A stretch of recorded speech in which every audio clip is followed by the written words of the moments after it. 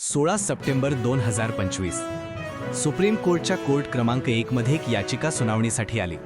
याचिकाकर्ता होता राकेश दलाल, भगवान विष्णूचा कट्टाल भक्त. त्याने मागणी केली होती की मध्य प्रदेशातील खजुराहोच्या जवरी मंदिरातील 7 फुटी मूर्तीचे पुनर्निर्माण किंवा पुनर्जीवन व्हावे. कोर्टात समोर बसले होते मुख्य न्यायाधीश भूषण रामकृष्ण गवई आणि न्यायमूर्ती विनोद चंद्रन. खंडपीठाने विचारले की ही याचिका सार्वजनिक हितासाठी आहे की वैयक्तिक भावना. गवई यांनी उत्तर दिले, जर आपण भगवान विष्णूचे खरे भक्त असाल तर प्रार्थना करा, ध्यानधारणा करा, देवाला स्वतः काही करायला सांगा. कोर्टात हलके हसू उमटले, पण सोशल मीडियावर सनातनचा अपमान असे गैरसमज पसरले. 6 ऑक्टोबर 2025 सकाळी 11:35 कोर्टात अचानक प्रसंग घडला. 71 वर्षीय वकील राकेश किशोर यांनी आपले शूज काढून मुख्य न्यायाधीशांकडे फेकण्याचा प्रयत्न केला. सुरक्षा रक्षकांनी त्यांना तत्काळ रोखले. गवई शांत राहिले आणि म्हणाले, या गोष्टींनी विचलित होऊ नका, आम्ही विचलित होत नाही.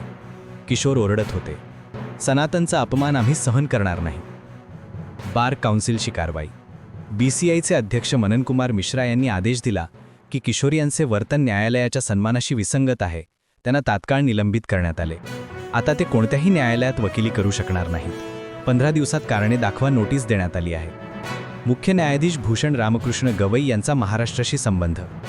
मुख्य न्यायाधीश भूषण रामकृष्ण गवई यांचा जन्म 24 नोव्हेंबर 1960 रोजी अमरावती, महाराष्ट्र येथे झाला. वडील RS गवई हे आंबेडकरवादी नेते होते, रिपब्लिकन पार्टी ऑफ इंडियाशी संबंधित आणि अनेक राज्यांचे राज्यपाल राहिले. भाऊ राजेंद्र गवई देखील महाराष्ट्रात सक्रिय आहे, त्यामुळे गवई यांचा महाराष्ट्राशी घट्ट संबंध आहे. प्रतिक्रिया. Solicitor general Tushar Mehta. ही घटना दुर्दैवी आणि निंदनीय आहे, स्वस्थ प्रसिद्धीसाठी केली गेली. वरिष्ठ वकील इंदिरा जयसिंग. हा पूर्ण न्यायसंस्थेवर हल्ला आहे. काँग्रेस अध्यक्ष मल्लिकार्जुन खरगे. ही अभूतपूर्व, लाजिरवाणी आणि घृणास्पद घटना आहे. या घटनेने दाखवले की सोशल मीडियावरचा गैरसमज आणि उकळत्या भावनांचा समाजावर कसा परिणाम होतो हे लक्षात घ्यायला हवे. तुम्हाला हा व्हिडिओ आवडला असेल तर नक्की लाईक करा, हा व्हिडिओ तुमच्या मित्रांबरोबर शेअर करा आणि आमच्या चॅनलला सबस्क्राईब करायला विसरू नका.